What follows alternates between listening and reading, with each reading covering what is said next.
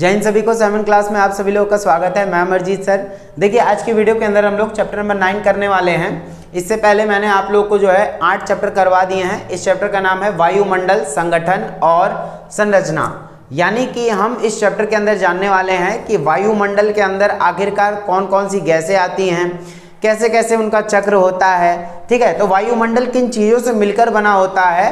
ठीक है, पृथ्वी से लेकर जो है आकाश तक क्या क्या चीज़ें हैं, अंतरिक्ष तक क्या क्या चीज़ें हैं, वो सारी चीज़ें हम लोग इस वीडियो के अंदर जानेंगे, इस चैप्टर के अंदर जानेंगे। चैप्टर नंबर 9 है और जिन्होंने इससे पहले वाली वीडियोस नहीं देखी वो चैनल की प्लेलिस्ट में जाकर जरूर देख सकते हैं। ठीक है, आप लोग बताया करें कि आपको वीडियो कैसी लग रही है। ठीक है, तभी तो मज़ा आएगा फिर आगे वीडियोज़ बनाने में। तो वही चीज़ें हैं।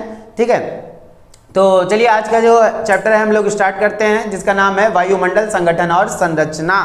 ठीक है, देखिए हमारा जो सबसे पहला क्वेश्चन बनता है, आप लोग अपने स्क्रीन पर देखिए क्वेश्चन किस तरीके का है।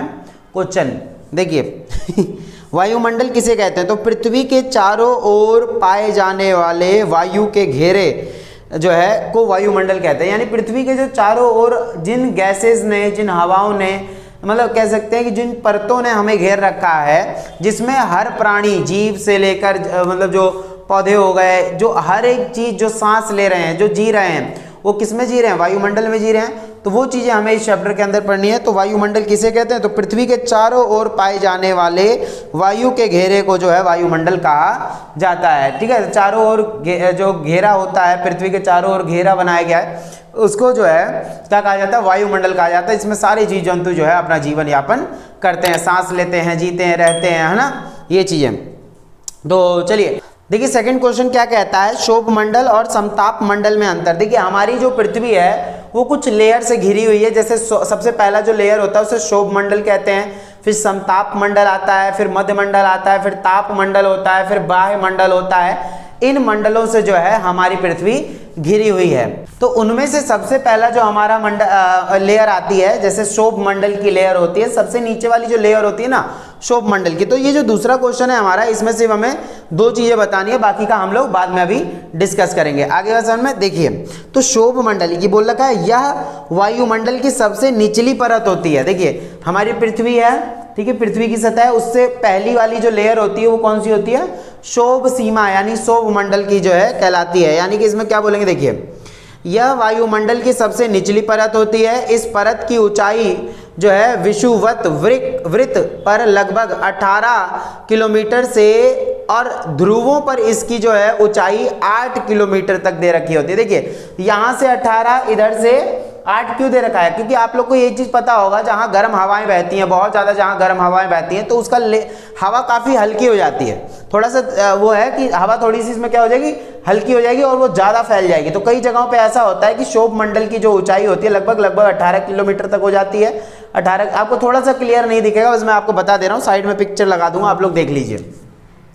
ठीक है, क्योंकि बुक में इस तरीके का थोड़ा ब्लर दे रखा था, बाकी कोई नहीं, मैं आपको बता देता हूँ। 18 किलोमीटर तक जहाँ पे गर्म हवाएं चलेंगी, ठीक है, जिसको बोलते हैं विषुवत जो है वृत्त कहा जाता है, जहाँ पे थोड़ी गर्म हवाएं चलेंगी वहाँ की लेयर जो है थोड़ा ऊपर उठ जाएगी। यानी कि शोभ मंडल एक तरफ आपको नजर आएगा 18 किलोमीटर का, और वहीं जमीन से लेकर 8 किलोमीटर तक का जो है यही जो है शोभ मंडल कहलाता है। तो कंफ्यूजन में नहीं आना है। आगे जहाँ ठंडी हवाएं वहाँ थोड़ी हैवी हवाएं होती हैं, तो शोभ मंडल की जो ऊंचाई है वो कम से कम जो है 8 किलोमीटर तक रह जाती है। ठीक है, गर्म हवाएं थोड़े सा फैलती हैं, ज़्यादा हो जाती है, तो शोभ मंडल की यहाँ पर ऊंचाई जो है आपको 18 किलोमीटर मिल जाएगी। तो आंसर देखिए, ऊंचाई की विभिन्नता का मुख्य कारण विषुवत वृत्त पर तेज संवहनीय धाराओं का चलना है, और बहुत तेज हवाएं चलती हैं यहाँ पे, जो धरातल की ऊष्मा को अधिक ऊंचाई तक ले जाती हैं। धरातल की ऊष्मा को, गर्म हवाओं को ज़्यादा ऊपर तक ले जाती हैं, तो ये 18 किलोमीटर तक जो है ऊपर बन जाती है। क्लियर हो रहा है ना। देखिए उसके बाद क्या है, इस मंडल की ऊंचाई बढ़ने के साथ साथ तापमंडल में कमी होती है। याद रखिएगा एक चीज़ मैं आपको बताता हूँ कि शोभ मंडल जैसे जैसे हम लोग ऊपर बढ़ते रहेंगे, जैसे जैसे ऊपर बढ़ते रहेंगे हम लोग, वैसे वैसे हवाएं ठंडी होती जाएंगी। क्या होती जाएंगी, ठंडी होती जाएंगी। फिर यहाँ से फिर जब समताप मंडल पे ऊपर पहुँचते रहेंगे तो हवाएं गर्म हो जाएंगी। फिर जैसे जैसे ऊपर जाएंगे हवाएं ठंडी हो जाएंगी। फिर जैसे जैसे ऊपर जाएंगे यहाँ से हवाएं गर्म होती चली जाती हैं। आगे बात समझ में, ये चीज़ हमें याद रखनी है। देखिए समताप मंडल के इसी वाली लेयर में ही आपको क्या देखने को मिलता है, ओजोन परत देखने को मिलती है। ठीक है, यहीं पर ही आपके जहाज वहाज सब देखो, जहाज बना रखा है, इसी समताप मंडल में ही जहाज वहाज भी जो है उड़ते दिखते हैं। ठीक है, देखिए क्या बोला जा रहा है इसमें? तो इसमें क्या है कि इस परत की ऊंचाई विषुवत वृत्त पर लगभग 18 किलोमीटर, और ये बता दिया मैंने। इस मंडल की ऊंचाई बढ़ने के साथ साथ तापमान में कमी होती जाती है। जैसे जैसे ये बढ़ता जाएगा वैसे वैसे तापमान में जो है कमी होती जाएगी। ठीक है, इसमें तापमान यानी ठंडा होता जाएगा, फिर इसमें गर्म होता जाएगा, फिर इसमें ठंडा, फिर इसमें गर्म होता जाएगा, जैसे मैंने बताया। तो वही चीज़ें हैं। देखिए, तो इस मंडल की ऊंचाई बढ़ने के साथ साथ तापमान में कमी होती जाती है तथा प्रति 165 जो है मीटर की ऊंचाई पर औसत 1 डिग्री सेल्सियस तापमान घटता जाता है। जब तापमान घटेगा तो ठंडी आएगी, तापमान डिग्री बढ़ती जा रही है तो वो गर्मी हो जाएगी, और जहाँ माइनस में चला जाएगा वहाँ तो बहुत ठंडी हो जाएगी। तो वही चीज़ें हैं, तो घटता रहता है। इसे ही सामान्य ताप हार्स दर कहा जाता है। ठीक है, ये चीज़ आपको याद रखनी है। उसी के बाद है कि यह वायुमंडल की सबसे महत्वपूर्ण परत होती है। ये वायुमंडल की सबसे महत्वपूर्ण, इसी में हम लोग जीते हैं। आगे बात सुनिए, यही महत्वपूर्ण, इसी में हवा धकड़ धकड़ धकड़ धकड़ चलती रहती है, मजा आता है। ठीक है, इसी में बादल वोदल सब इसी में मिलेगा आपको देखने को, बारिश और जो हो रहा है सब इसी में होगा। आगे बात समझ में, देखिए उसके बाद है इसी में बोला कि यह वायुमंडल की सबसे महत्वपूर्ण परत होती है क्योंकि इस परत में सभी प्रकार के मौसमी परिवर्तन होते हैं। इसी में बारिश और सब हो जाएगा। ठीक है, शोभ मंडल में ही इन परिवर्तनों के कारण पृथ्वी पर जीव जगत की उत्पत्ति एवं इसी में जीव जगत उगते हैं।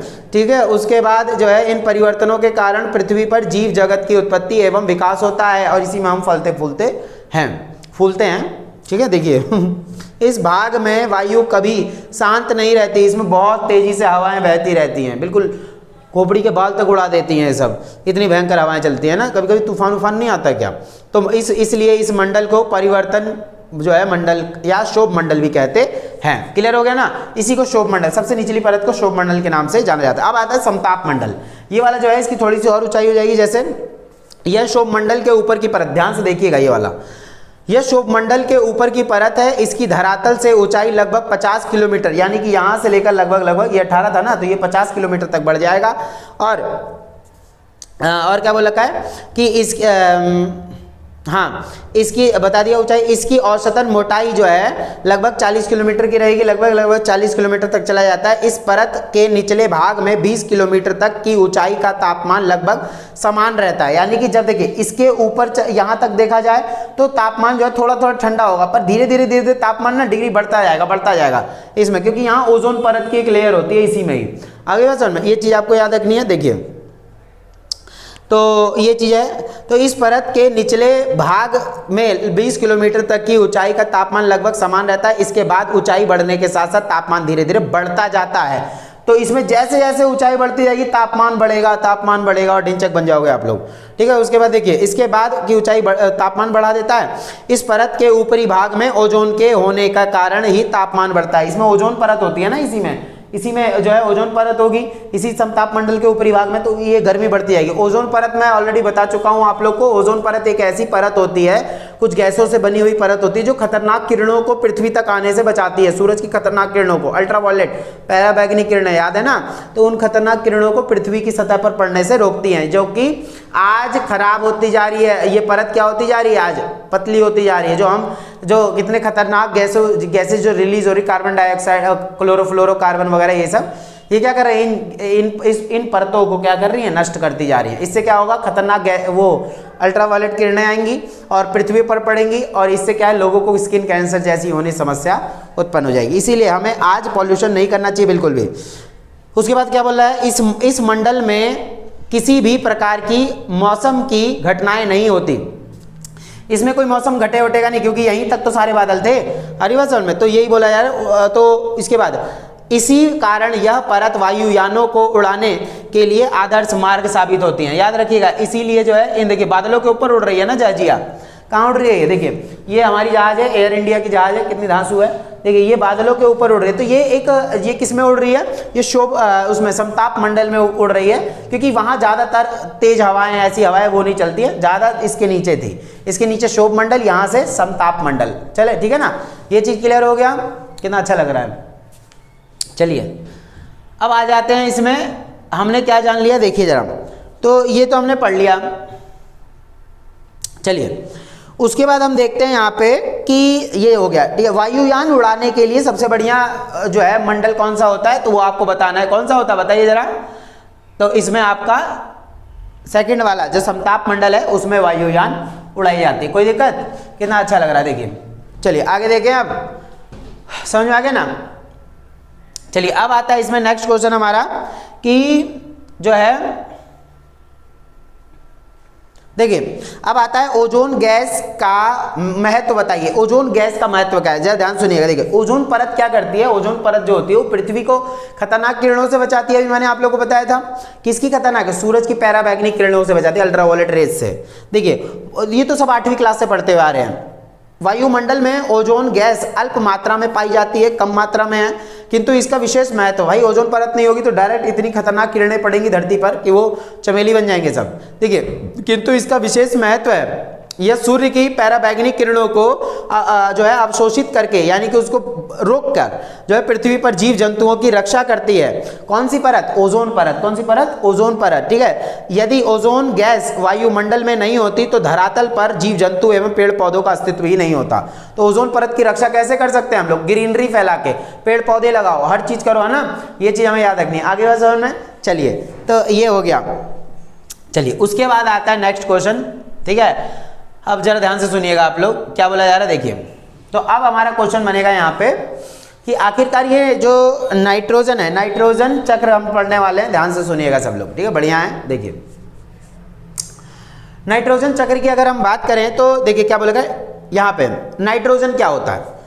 हमारा जो वायुमंडल होता है वो अलग अलग गैसों से मिलकर बना होता है। ये आप लोग को पता है, अलग अलग गैसों से मिलकर बना होता है। उन्हीं में से एक गैस है नाइट्रोजन, जो सबसे महत्वपूर्ण है और सबसे ज्यादा भारी मात्रा में कौन सी गैस है? नाइट्रोजन है। ठीक है, हमारे वायुमंडल में अलग अलग प्रकार की गैसें, ऑक्सीजन होती है, जो है आपका ये क्या नाम है, कार्बन डाइऑक्साइड होता है, और ये नाइट्रोजन होता है, बहुत सारी गैसेज हैं। देखिए नाइट्रोजन गैस की चक्रीय प्रक्रिया को स्पष्ट कीजिए। तो नाइट्रोजन प्रत्येक जीवन का एक आवश्यक तत्व है, याद रखिएगा। ठीक है, वायुमंडल में लगभग 78% नाइट्रोजन गैस है। देखिए मैं अभी आप लोगों को ना कुछ जो है ये दिखाऊंगा। इसमें देखिए ये सारा दे रखा है, लगभग 78% नाइट्रोजन है, ऑक्सीजन 20.9 है, वैसे 21 गिना जाता है। ठीक है, और कुछ कम मात्रा में आपको ये दिखेंगे, बिल्कुल कम, ये गौण बोला गया इनको, यानी बिल्कुल कम है। तो आर्गन है 0.9, कार्बन डाइऑक्साइड है 0.03, कार्बन डाइऑक्साइड है, हाइड्रोजन है 0.01। ठीक है, और नियॉन हो गया, हीलियम हो गया। हीलियम बहुत हल्की गैस होती है, बहुत मजा आ जाता है। गुब्बारे उबाड़े में क्या भरते हैं? हीलियम गैस भरते हैं, जिससे कि बहुत हल्की गैस होती है, उड़ जाते हैं सब। ओजोन हो गई, और उसके बाद ओजोन की भी एक परत होती है और कुछ अन्य गैसेस भी होती हैं। तो ये मैं अभी आपको लास्ट में पढ़ाऊंगा। ठीक है, तो आप लोग जरा इधर ध्यान से सुनिए। पहले नाइट्रोजन चक्र पढ़ना है ना हमें। तो नाइट्रोजन चक्र क्या होता है वो देखिए जरा। हाँ देखिए नाइट्रोजन चक्र किसे कहते हैं। देखिए तो वायुमंडल में 78% नाइट्रोजन गैस पाई जाती है। ठीक है, नाइट्रोजन गैस कितनी परसेंट है? क्या नाम है? 78% है। ठीक है, नाइट्रोजन का मुख्य स्रोत मृदा में उपस्थित नाइट्रेट होते हैं। देखिए मृदा में नाइट्रेट, यानी सिंपल सी बात करें तो यहाँ पे क्या होता है, प्रकाशीय स्थिरीकरण दे रखा है, और एक जीवों द्वारा भी जो है स्थिरीकरण दे रखा है, नाइट्रोजन स्थिरीकरण। तो ये आके देखिए, मान लीजिए नाइट्रोजन गैस है, जब हमारे यहाँ बिजली कड़कती है या बारिश होती है, बिजली जब कड़केगी, धड़ धड़ बिजली कड़की, बारिश पड़ेगी, तो उसी के साथ कुछ नाइट्रोजन गैसेस जो होती हैं वो आके किस में मिल जाती है? मिट्टी में। मृदा मतलब मिट्टी, मिट्टी में नाइट्रेट, और जब वो मिट्टी में मिल जाते हैं तो उसको हम बोल देते हैं नाइट्रेट। तो मृदा में नाइट्रेट का संचयन मूल, तो ये क्या होगा, पहले नाइट्रोजन आके किसके द्वारा? कुछ जीवों के द्वारा, ठीक है, जीवों के द्वारा बोल सकते हैं, और कुछ प्रकाशीय स्थिरीकरण के वजह से, यानी कि दो तरीके से आके ये किसमें मिल गई? मृदा में मिल गई। ठीक है, आप देखिए अब तो नाइट्रोजन का प्रयोग स्रोत मृदा में उपस्थित नाइट्रेट होते हैं, यानी कि नाइट्रोजन अब क्या रूप ले लिया? नाइट्रेट का रूप ले लिया। अब क्या होगा, वायुमंडल से नाइट्रोजन वायुमंडलीय तथा औद्योगिक प्रतिक्रियाओं द्वारा जैव घटकों में प्रवेश कर जाती है। यानी कि अब यही चीज ये मृदा से ही क्या होगा, अब इसी में कुछ पौधों का निर्माण होगा। याद रखिएगा, मिट्टी में पौधे उगेंगे, अब पौधे क्या करेंगे, उस नाइट्रोजन को लेकर, यानी कि उसमें क्या आ गया, पौधों में उसके नाइट्रेट आ गए। अब देखिए बोला गया ना, क्या नाम है ये चीज, तो पौधों द्वारा ग्रहण किया जाना, यानी कि अब उसी मिट्टी में कौन पौधे उगेंगे, पेड़ वेड़ उगेंगे, जो भी होगा। अब उससे क्या होगा, देखिए अब वही चीज जानवर खाएंगे, प्राणी खाएंगे, जो भी होगा, ये सारी चीजें जो है प्राणी वगैरह खा लेंगे। ठीक है, तो जब ये प्राणी खा लेंगे, जानवर वगैरह पौधे वौधे खा लिए, तो वही चीजें क्या हो गई अब यहाँ पे, अगर कोई उसकी मृत्यु हो जाती है या मृत्यु पश्चात वो जाकर किसमें बन जाता है, अब घटत मृदा जीवाणु शैवाल, यानी कि अब वो दोबारा से मिट्टी में मिल जाएगा। इंसानों ने भी खाया, जानवरों ने भी खाया, जो मरेगा या जो वो खत्म हो गया, डिस्ट्रॉय हो गया, तो उससे या तो उसके मल से भी बोल सकते हैं, तो वही नाइट्रोजन जाकर दोबारा से किसमें बन जाता है, मिट्टी में मिल जाता है, और वही मिट्टी के जीवाणु जो है दोबारा से जाकर वायुमंडल में मिल जाते हैं। आगे बात समझे, तो ये प्रक्रिया चलती रहती है, इसी को क्या बोला जाता है, नाइट्रोजन चक्र। यहाँ से पौधों को जानवरों ने खाया, प्राणियों ने जो भी है उसको खाया, फिर यहाँ से क्या होगा, वही नाइट्रोजन जब वो खत्म होंगे तो वही नाइट्रोजन जो है नाइट्रेट जो है किसमें मिल जाएगा, जमीन में दोबारा मृदा में मिल जाएगा, जीवाणु शैवाल बना लेंगे वो, फिर यही शैवाल जो अब घटित होगा, अब घटक बोल रखा ना, यही अब घटित होगा, खत्म होगा, तो दोबारा से नाइट्रोजन बन के कहाँ पहुंच जाएगा, गैस के तौर पे ऊपर पहुंच जाएगा। आगे सुनो, मैं एक बार पढ़ रहा हूँ, आप लोग ध्यान सुनिएगा, ठीक है। देखिए, जैव घटकों में प्रवेश करती है, जैव घटकों में प्रवेश करेगी, पौधों में से ये नाइट्रोजन यौगिक आहार द्वारा जंतुओं में स्थानांतरित हो जाता है। मृदा से पहुंची थी ये बिजली उजली पानी वानी से, मिट्टी में पहले मिली नाइट्रोजन गैस, फिर वहां से पौधों ने उसको खींच के क्या करा, अपने अंदर ले आए, पौधे बड़े हुए, ठीक है। नाइट्रोजन वही फिर कौन खा लेता है, जंतु वगैरह खा लेते हैं। देखिए, आहार द्वारा यानी भोजन के द्वारा या जंतुओं द्वारा स्थानांतरित हो जाती है, या तो वो प्राणी किसी कोई मनुष्य हो गया या जो जानवर हो गया वो खा लेगा। फिर क्या होगा, वायुमंडल में नाइट्रोजन गैस को नाइट्रोजन के यौगिक में परिवर्तित करने की प्रक्रिया को नाइट्रोजन स्तरीकरण कहते हैं। पेड़ पौधों के सूखने व जीव जंतुओं के मरने के बाद, याद रखिएगा, यही जीव जंतु खा के जो है तय हो गया, क्या हो जाएगा, मर जाएगा। फिर उसके बाद यही जीव जंतु खा के मर जाएगा, फिर वो मिट्टी में मिल जाएगा, मिट्टी से ही दोबारा से वो क्या हो जाएगा, अपघटित होकर नाइट्रोजन गैस बन जाएगा। तो यही फिर वो खींचेगा, फिर आएगा, ऐसे चलता रहेगा, इसको चक्र बोला जाता है, ठीक है। देखिए, इससे नाइट्रोजन गैस बनती है जो फिर से वायुमंडल में, यही जो है कहाँ चले गए भाई, ठीक है। देखिए, फिर यही चीज क्या होगा, यही आपका दोबारा बन जाएगा क्या, नाइट्रोजन गैस। तो इसी बोला जा रहा है, इस तरह नाइट्रोजन गैस की चक्रीय प्रक्रिया पूरी होती है, फिर वहां से यही प्रक्रिया चलती रहती है, इसी को बोलते हैं हम। क्लियर हो गया। यहां से बिजली या तो पानी के द्वारा या जीवों के द्वारा मिट्टी में मिली, फिर मिट्टी से क्या बना, आपका पौधा बना, पौधे में आ गया वो नाइट्रोजन, फिर इसको जानवरों ने खा लिया या तो मनुष्यों ने लिया, फिर उसी को क्या करा, या तो मृत्यु के पश्चात, तो उससे क्या होगा, मृत्यु पश्चात वो मिट्टी में मिट्टी में मिल जाएगा, मल वगैरह से, या तो बोल सकते हैं कैसे भी हो सकता है, तो वो प्राणी जगत हो सकता है, कुछ भी हो सकता है, मिट्टी में जब मिल जाएगा, तो मिट्टी में जब जीवाणु पहुंचेंगे नाइट्रोजन के, तो अपघटित होगा, अपघटित होकर दोबारा से गैस बन के हवा में उड़ जाएगा, ठीक है। चलिए, अब आता है ऑक्सीजन चक्र। अब इसी में पढ़ेंगे हम लोग क्या, ऑक्सीजन चक्र। अब ऑक्सीजन चक्र क्या होता है, आप लोग ध्यान सुनिएगा।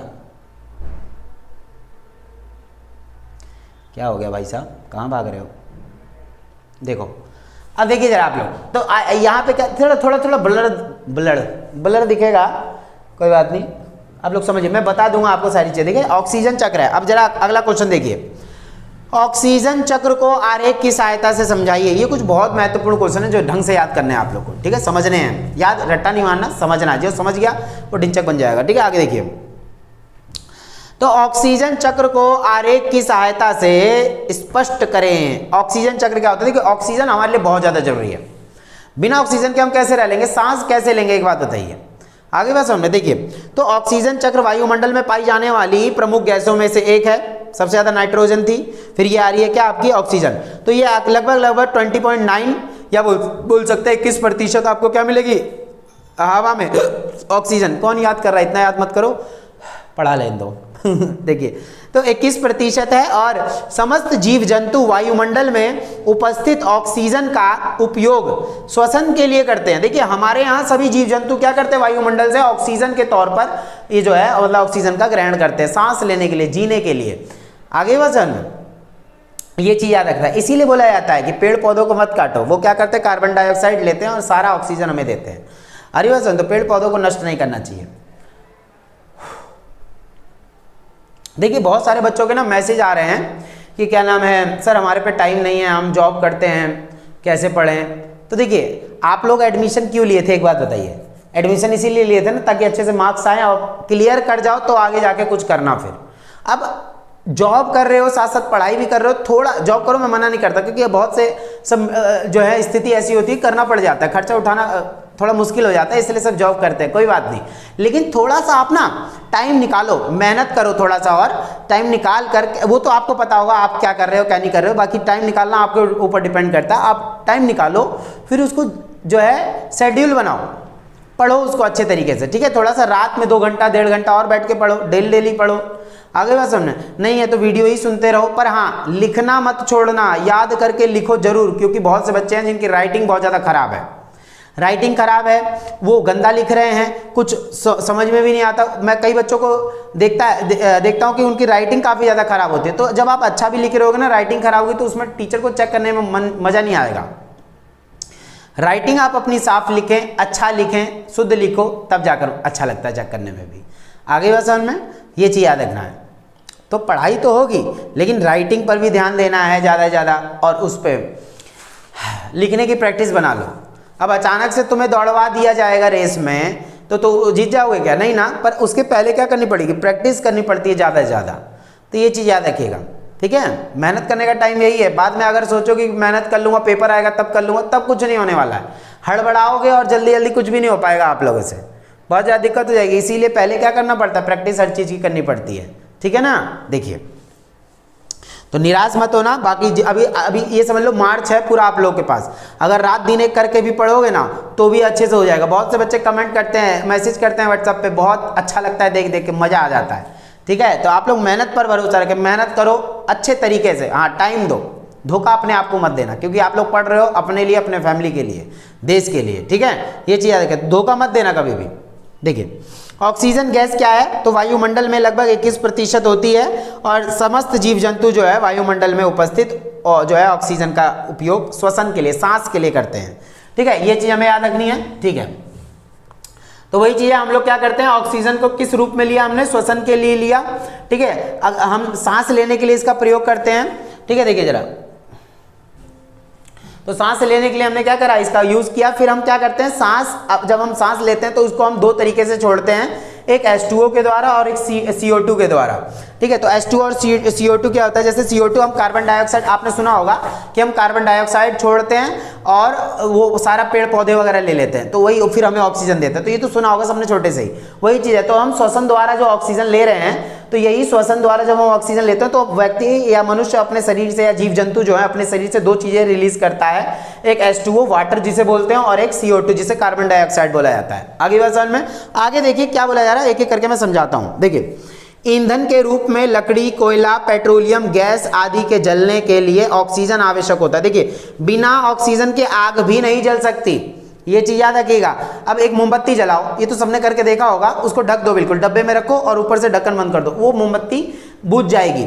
ऑक्सीजन चाहिए होता है सबको जलने के लिए भी, देखा होगा, हवा जितनी तेज चलती है उतनी तेज आग फैलती है ना। ये चीज याद रखिएगा। देखिए, तो इनके लिए, इसके जलने के बाद कार्बन डाइऑक्साइड गैस उत्पन्न होती है, उसने ऑक्सीजन लेके अपने आप को जलाया, फिर उसके बाद कार्बन डाइऑक्साइड रिलीज हो रही है।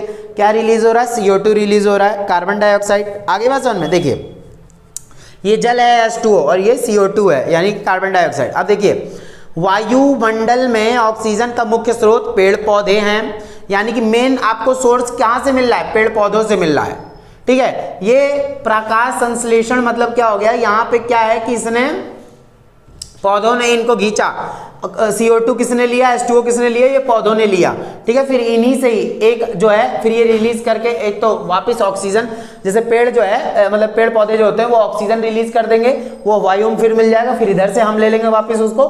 फिर एक होता है यहाँ पे कि कुछ जो है ये क्या करता है, कार्बनिक अणुओं को भी, यानी कि जीव जंतुओं को भी देता है। जैसे देखिए क्या बोल रखा है, तो वायुमंडल में ऑक्सीजन का मुख्य स्रोत पेड़ पौधे हैं, जितने अधिक पेड़ पौधे होंगे उतनी ही अधिक ऑक्सीजन मिलेगी आपको।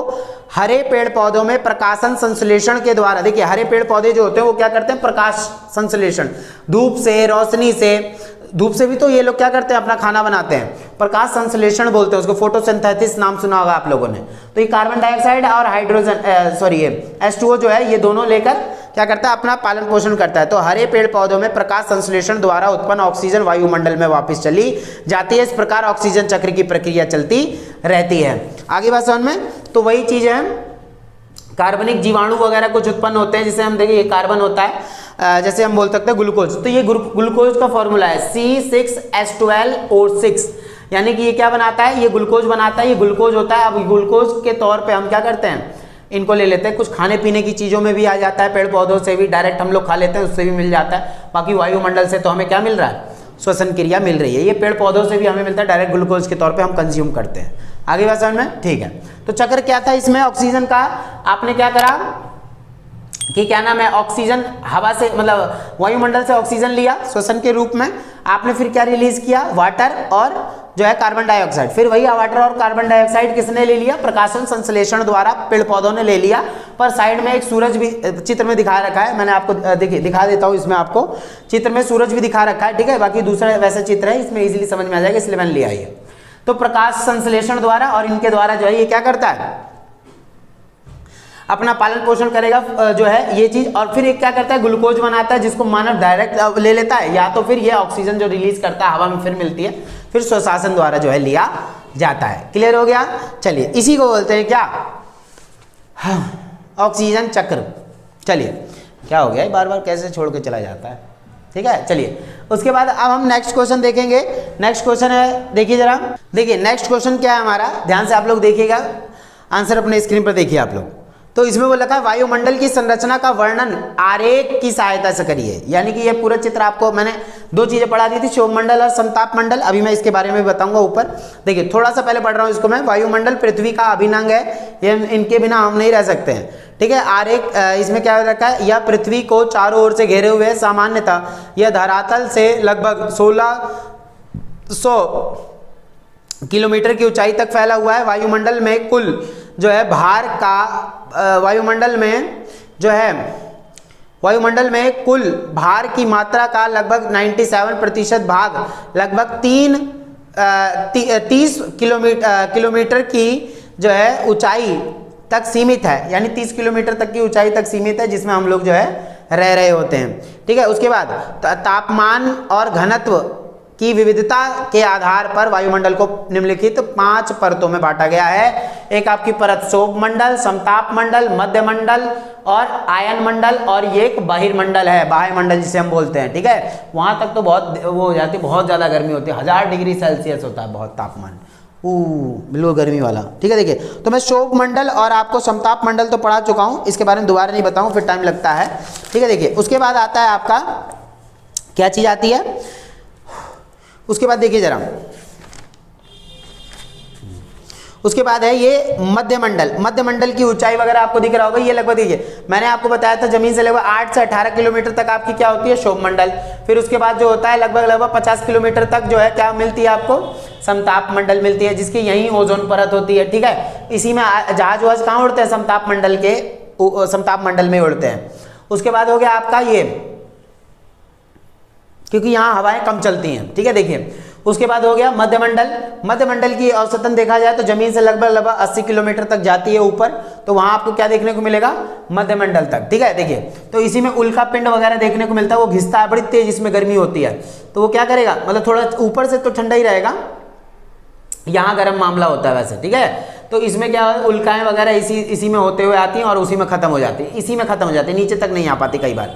कई एस्ट्रॉयड जिसे बोलते हैं, एस्ट्रॉयड होता है, वो ऊपर से गिरता है तो इसी में आते आते खत्म हो जाता है, ऊपर इतनी ज़्यादा गर्मी होती है, ठीक है। हवाएं ही चीर देती हैं उसको, ठीक है। तो मध्य मंडल क्या है, मेसोस्फीयर बोलते हैं इसको। समताप मंडल के ऊपर वायुमंडल की तीसरी परत का विस्तार होता है, इसे मध्य मंडल कहते हैं। इसकी ऊंचाई लगभग 80 किलोमीटर होती है।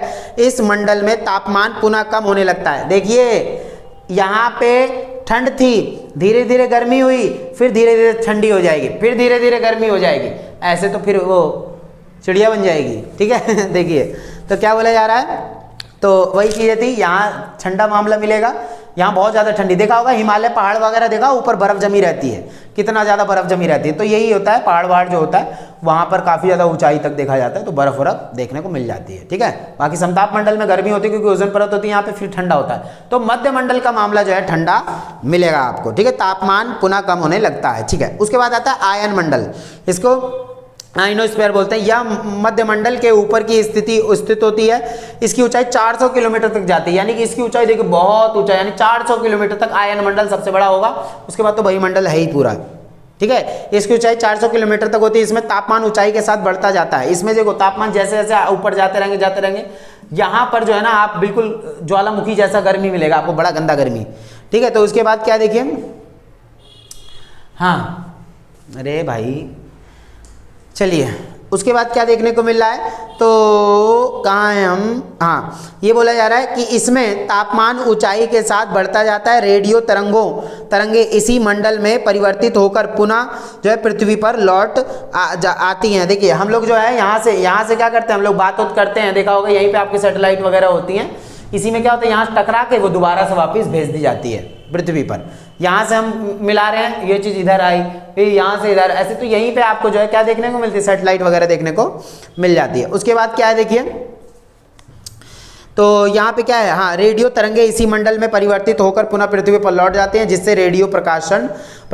संभव होता है। जो हम टीवी पे लाइव देखते हैं, आप लोग मुझे देख रहे हो तो ये इसी वजह से हो रहा है, यानी कि आयन मंडल से ही हो रहा है, ठीक है। उसके बाद क्या है, बहिर्मंडल क्या होता है, यानी कि एक्सोस्फीयर यानी कि बिल्कुल ऊपर वाला, इससे ऊपर जो 400 किलोमीटर को ऊपर जाएगा वो बहिर्मंडल है। जैसे कि यह वायुमंडल की अंतिम परत है। यहाँ गुरुत्वाकर्षण की कमी के कारण गैस अति विरल, यानी कि यहाँ पर गुरुत्वाकर्षण कमी होती है, यहाँ पे ग्रेविटी है ही नहीं।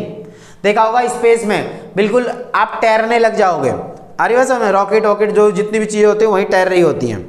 एस्ट्रॉयड, पृथ्वी, ये सब क्या है वहाँ पे ख़त्म हो जाती हैं, ठीक है, मतलब वहाँ पे ग्रेविटी ख़त्म हो जाती है। अति विरल है, इसलिए यहाँ वायु का घनत्व तो बहुत कम होता है। यहाँ ऑक्सीजन है ही नहीं, वायु है ही नहीं, हवा है ही नहीं, आगे बात समझ में। और 1000 डिग्री सेल्सियस से भी अधिक तापमान होता है इससे ऊपर।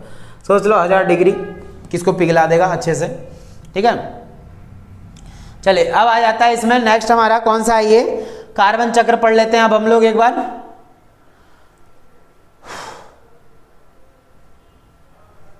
देखिए अगर हम कार्बन चक्र की बात करें तो कार्बन चक्र किसे कहते हैं, देखिए कार्बन चक्र क्या होता है, तो कार्बन चक्र देखिए इसी में आपको देखिए जो हमारा कार्बन चक्र है, वायुमंडलीय गैसों का महत्व है, जलवाष्प है, धूल कण है, वो सारा एक साथ पढ़ा के खत्म कर दूंगा, ठीक है। देखिए सबसे पहले हम लोग कार्बन चक्र पढ़ने जा रहे हैं। देखिए वायुमंडल में कार्बन डाइऑक्साइड गैस के रूप में विद्यमान है, यानी कार्बन डाइऑक्साइड के तौर पे ये विद्यमान होती है।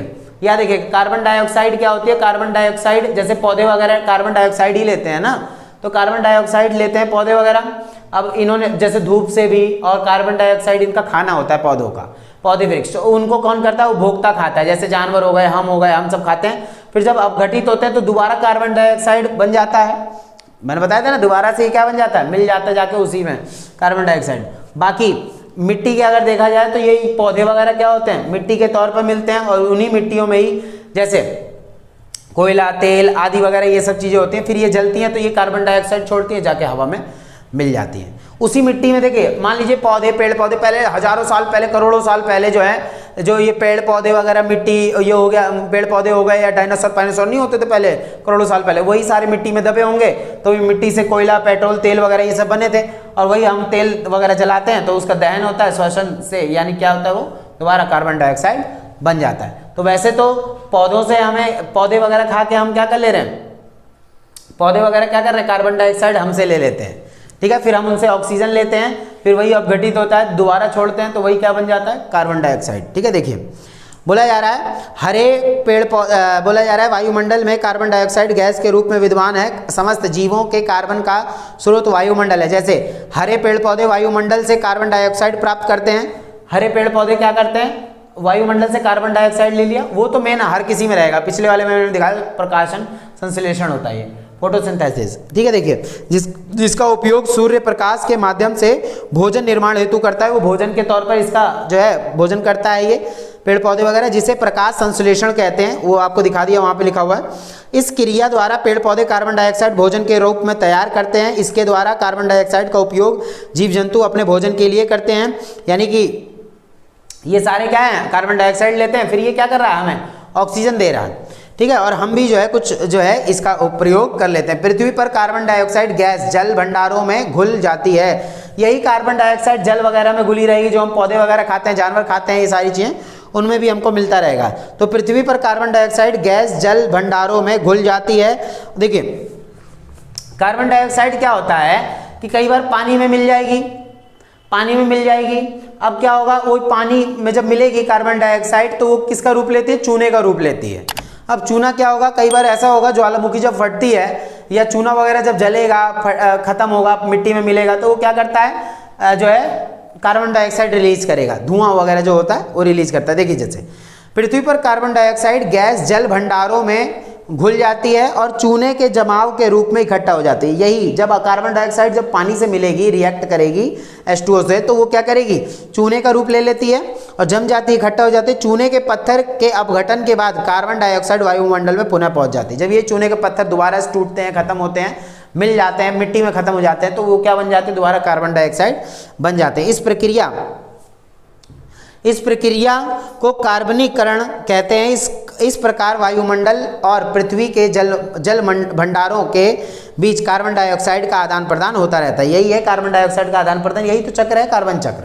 आगे बात समझ में, ये चीज़ हमें याद रखना है। उसके बाद क्या आता है, देखिए उसके बाद आता है इसी में कि पेड़ पौधे तथा जीव जंतुओं में श्वसन के द्वारा, पेड़ पौधे और जीव जंतुओं के अपघटकों द्वारा जो है, यहाँ पे क्या बोला जा रहा है, द्वारा कोयला, पेट्रोलियम, प्राकृतिक गैस जैसे जीवाश्म ईंधन के जलने से उत्पन्न कार्बन डाइऑक्साइड गैस वायुमंडल में वापस चली जाती है।